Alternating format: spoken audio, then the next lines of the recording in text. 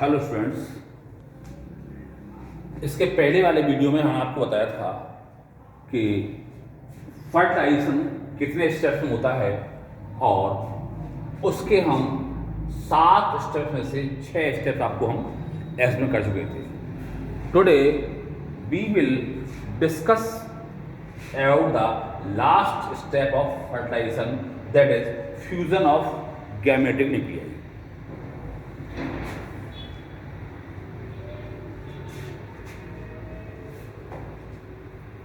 Egg में जैसे ही स्पर्म अटैच होता है तो स्पर्म का जो न्यूक्लियाई है वो इसके अंदर प्रवेश कर जाता है।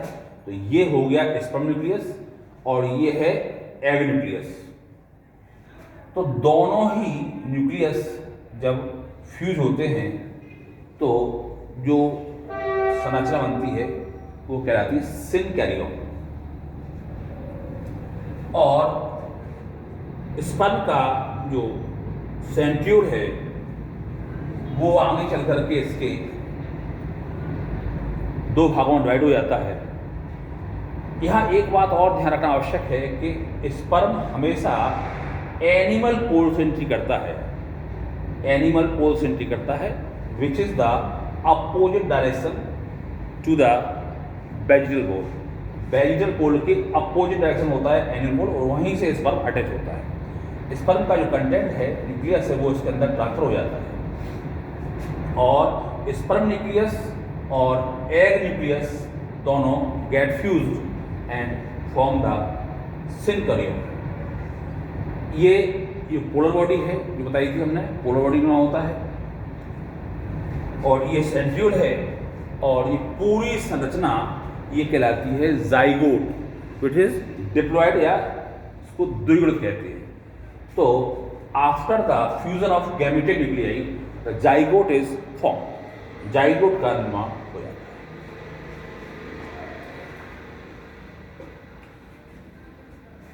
Path followed by nucleus of sperm is known as copulation path.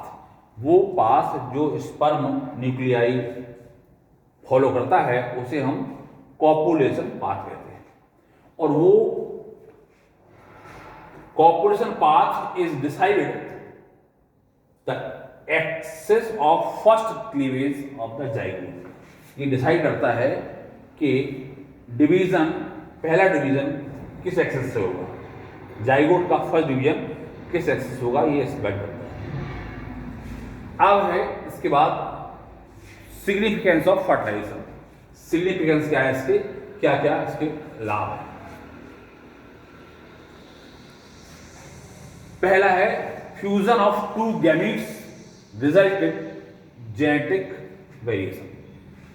क्योंकि आप गैमीट्स, जब मेल और फीमेल गैमीट्स आपस में फ्यूज होते हैं तो कुछ गुण माता से आते हैं, कुछ गुण पिता से आते हैं। दोनों से जब सम्मिलित रूप से उनका सम्मिश्रण होता है तो एक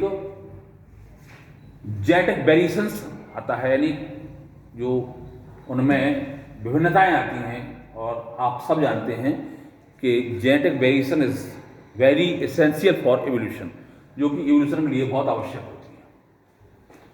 दूसरा पॉइंट है as soon as the sperm comes in the contact with egg meiosis second get start. दूसरा पॉइंट है जैसे ही स्पर्म एग के कॉन्टैक्ट में आता है मियोसिस सेकंड स्टार्ट होती है।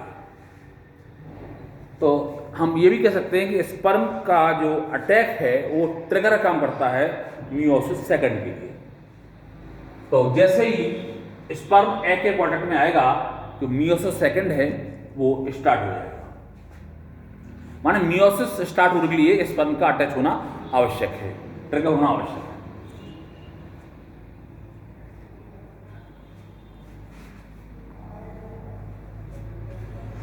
नेक्स्ट है cytoplasmic contents are attained by the egg. और चौथा है species specific diploid of chromosomes is attained. माने जो स्पेसिफिक जाति शुद्धता होती है वो बनी रहती है।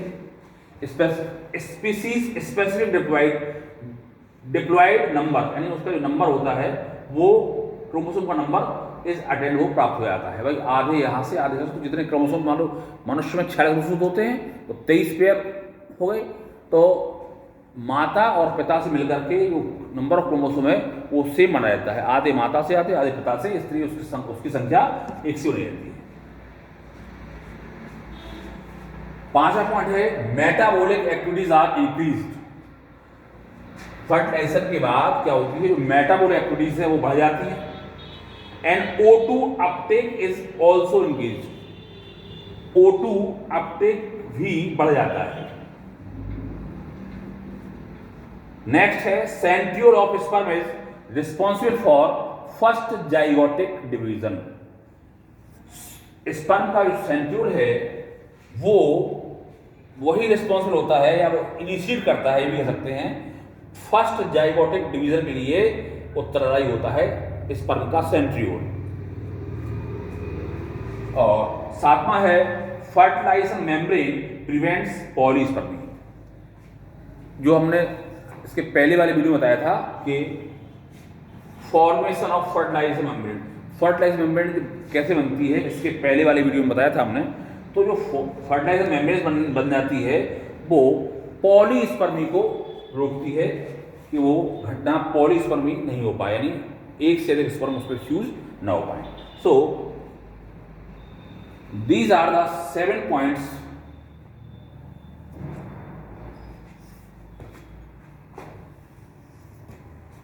इसकी 7 बिंदु इसके सिग्निफिकेंस के रूप में जाने जाते हैं। और ये फ्यूजन ऑफ गैमेटिक न्यूक्लियाई है, कैसे इनमें फ्यूजन होता है और फ्यूजन के ऊपर के बाद डिप्लॉयड जाइगोट कैसे बनता है। So this is all about the fertilization part 4 after the completion of fusion of gametic nuclei। तो आज फर्टिलाइजेशन का 7वां और लास्ट स्टेप कंप्लीट हो गया।